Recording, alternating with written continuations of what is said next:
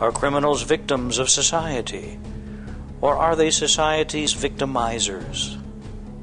Well, I would say that these people are certainly far more victimizers than they are victims, and that although they would not call themselves criminals unless they were boasting for some particular purpose, but certainly they would see themselves as more clever, more unique, more capable, and they would look down their nose at the person who's living a responsible life as a sucker, as a slave. And then in the 60s and the 70s, we started looking at poverty and all sorts of subculture, all sorts of social structural elements, and kind of forgot about the parents. And now recently we're starting to, identify the parents again. And it's almost common sense, that you have to look at the parents to figure out why somebody chooses to grow up and hurt people to get what they want. Criminal orientation is one of having high aspirations and low skills. What that breeds then is a need to achieve, hoping to get ahead but not having the means to do it. The quickest, easiest way to do it, the most impulsive way to do it, obviously, is to engage in some sort of criminal activity. Cousins, friends who've come from the same background, from the same schools, who've had equal opportunities, but even when those opportunities were present, the patterns of interactions, for one, may have differed. Sutherland's concept of differential association stated criminality is behavior learned through association with those who communicate and advocate criminal values. But the law presumes that we operate on the basis of free will, that we choose from among a variety of alternatives, and that if you provide the right reward structure or provide the right punishment structure, people will or will not engage in certain behavior. Now, we may all, at some point in our life, think about, boy, wouldn't it be nice to walk in and hand somebody a sack and say, please fill that up with 10s and 20s and walk out again. But most of us don't do that because of the potential consequences for that. The classic functions of incarceration are four: punishment, deterrence, incapacitation, and rehabilitation. As a psychologist and therapist, I don't have any illusions that talking to him once or 20 times is going to change anything. So, got to change the family, got to change the neighborhood, got to change the friends. The use of drugs and or alcohol as a causational factor leading to criminal behavior forms a special category all its own.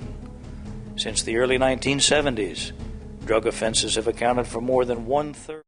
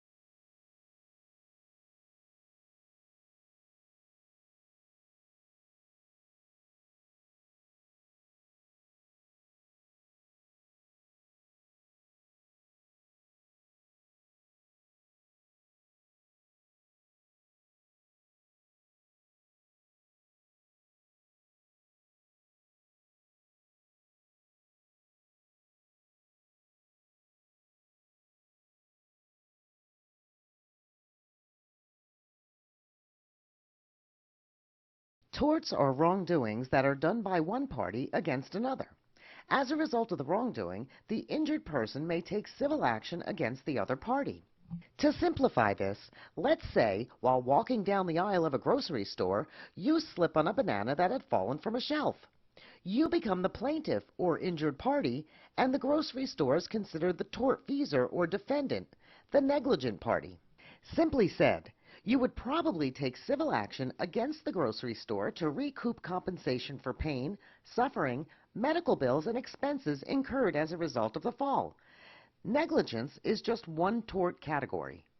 There are 3 general categories of torts. Regardless of the tort action, 3 elements must be present. Tortfeasor or defendant had a duty to act or behave in a certain way. Plaintiff must prove that the behavior demonstrated by the tortfeasor did not conform to the duty owed to the plaintiff, and the plaintiff suffered an injury or loss as a result. Because torts are a civil action involving private parties, punishment does not include a fine or incarceration. The punishment for tortious acts usually involves restoring the injured party monetarily. Sometimes a court order may force the tortfeasor to either do or not do something. Think trespassing, defamation, or slander. Let's explore 3 types of torts: intentional torts, negligence torts, strict liability torts. An intentional tort is an act that is intentionally committed against another person with the aim of causing harm. There are several intentional torts that fall into this category, like assault, battery, conversion, fraud, false imprisonment, trespassing, and invasion of privacy. Not every injury-producing action is cause for an intentional tort lawsuit. The court will look at the conduct of the defendant to determine whether the actions were, in fact, intentional or just mere willful and wanton behavior, not specifically meant to cause fear or injury, but is considered reckless. Betty Geeslin, a personal representative of Bill Geeslin in Bill Geeslin versus Kobe Bryant, is one of those cases. Back in November of 2005, Geeslin and a friend attended a Lakers-Grizzlies game. The fans held courtside seats for the event. At some point during the game, famous basketball player Bryant ran to retrieve an out-of-bounds ball. As he reached for the ball, he lost his footing and fell atop Geeslin, leaving him with injury to his chest and lungs. After several days, Geeslin, now home, began experiencing uncomfortable pain in his chest, severe enough to visit an emergency room. Once examined, it was diagnosed that he suffered a bruising and a crushed lung. He was prescribed several pain medications and a breathing machine and sent home. After a few weeks of home treatment, Geeslin decided to sue Bryant for assault, battery, and infliction of emotional distress. Geeslin claimed that when Kobe attempted to remove himself from Geeslin's chest, he used extreme force to push away, causing injury. Geeslin also claimed that he could no longer sleep at night, suffered anxiety, and felt embarrassed by the incident in general. When the court analyzed the case, it felt that the elements for tortious behavior were not present. Specifically, Geeslin assumed the risk of injury by choosing courtside seats. Bryant in no way intended to cause injury to Geeslin at the time of the initial fall or as he attempted to return to the court, and a reasonable person would not conclude that the incident was so seriously traumatic that Geeslin suffered emotional distress to the degree he claimed. In a motion for defendant's summary judgment, the court ruled in favor of Bryant. On a side note, Geeslin died prior to final judgment, and a personal representative maintained the claim against Bryant until time of final judgment. However, Bryant settled with the estate out of court for the sum of $75,000 to put a rest to any further appeals or complaints against him. Our next tort deals with actions that cause injury that do not have intentional characteristics. Negligence occurs when a party fails to demonstrate the kind of care a prudent person would take in the same situation, and an injury results from the action or inaction. There are 5 elements necessary to prove a negligence case. Defendant owed a duty of reasonable care. Defendant did not behave in a reasonable manner to demonstrate care. Plaintiff suffered an injury as a result of the defendant's actions or inactions. The injury caused actual damages. Proximate cause, defendant's actions or inactions were the cause of injury. While these elements seem repetitive, they are necessary for a negligence case. Let's see what happens in a comical case involving negligence. In Byrne versus Bodle, 1863, Byrne was walking down the street when a barrel full of flour fell out of a window and landed upon him, causing the plaintiff injury. In this case, the flour shop owed anyone walking on the sidewalk below the window a duty of care. In other words, a flour barrel should not be in a window where it could fall. The defendant should have used reasonable care that the flour barrels are stored in an area of the shop where injury to a passerby could not possibly happen. Byrne was injured because of the flour shop's negligence in storing flour barrels appropriately, leaving the flour shop solely responsible for this injury. Needless to say, this was a prima facie case because the evidence was strong enough on face value to convince a court to rule in favor of the plaintiff. Cases involving strict liability are similar to negligence. In these instances, the defendant may be responsible for damages even if the defendant was not negligent. This may seem counterintuitive, but it makes sense. Let's take the dog bite law as an example. In many states, a dog owner is responsible for any injury resulting from the dog biting another person. If the defendant's dog has a predisposition to snap or act aggressively towards people, or has been known to attack without provocation and bites a person, the owner can be strictly liable for the actions of the dog. Strict liability applies whether the owner took all precautions like a leash or a fenced-in pen. By simply owning the dog, the owner takes responsibility for its behavior. There are a few conditions that the owner may not assume the responsibility. If a trespasser enters the home, a dog may bite the person. A dog may even nip his veterinarian without owner liability. If a person provokes the dog to the point of angering the pooch, the owner may not be liable. Finally, there is no liability if the dog is aiding a police or military officer during official duty. Of course, there is no federal law governing strict liability and dog bites. It is always best to check with your state for further information. To sum things up, a tort is a wrongdoing that is done by one party against another, and as a result of the wrongdoing, the injured person may take civil action against the other party. There are two parties in a civil action involving a tort claim: the plaintiff or injured party, and the tortfeasor or defendant, the negligent party. Elements of a tort action state that the tortfeasor or defendant had a duty to act or behave in a certain way. The plaintiff must prove that the behavior demonstrated by the tortfeasor did not conform to the duty owed to the plaintiff, and the plaintiff suffered an injury or loss as a result. We learned about three major torts: intentional torts, negligence torts, strict liability torts. An intentional tort is an act that is intentionally committed against another person with the aim of causing harm, and include fraud, assault, battery, conversion, and others. Negligence occurs when a party fails to demonstrate the kind of care a prudent person would take in the same situation, and an injury results from the action or inaction and requires 5 elements to prove a case. Defendant owed a duty of reasonable care. Defendant did not behave in a reasonable manner to demonstrate care. Plaintiff suffered an injury as a result of the defendant's actions or inactions. The injury caused actual damages. Proximate cause, defendant's actions or inactions were the cause of the injury. Finally, cases of strict liability are similar to negligence. In these instances, the defendant may be responsible for damages even if the defendant was not negligent. This is generally used for product liability or even the dog bite law. Again, check with your state for more information on strict liability and pets.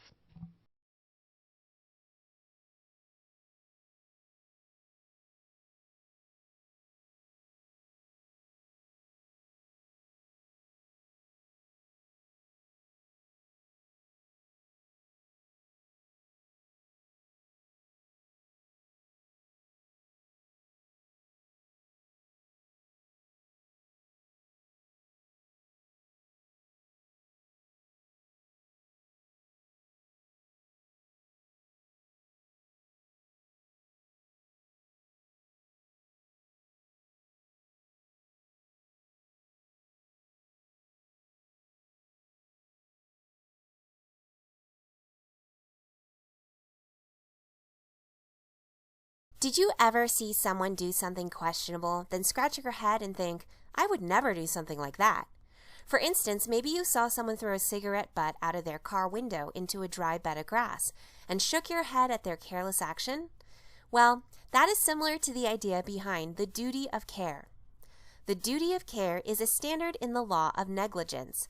It is a duty owed to use reasonable care. In other words, one must act as a reasonable person. It is a duty to act the way a responsible person should act in a given set of circumstances, and a deviation from this could result in negligence.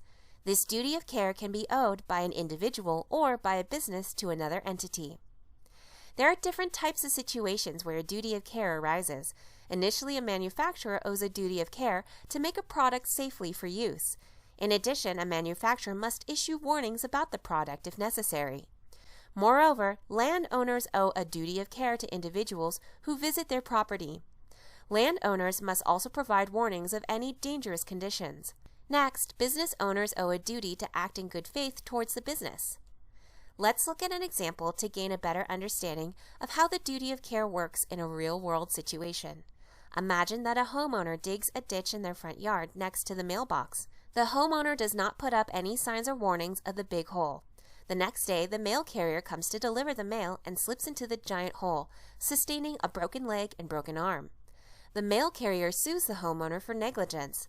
The homeowner owed the mail carrier the duty of reasonable care to warn of the giant ditch.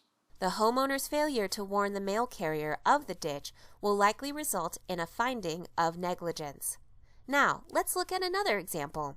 Imagine that a physician performs a surgery on a patient's leg. The physician forgets to remove a sponge and sews up the patient's leg, leaving the sponge inside.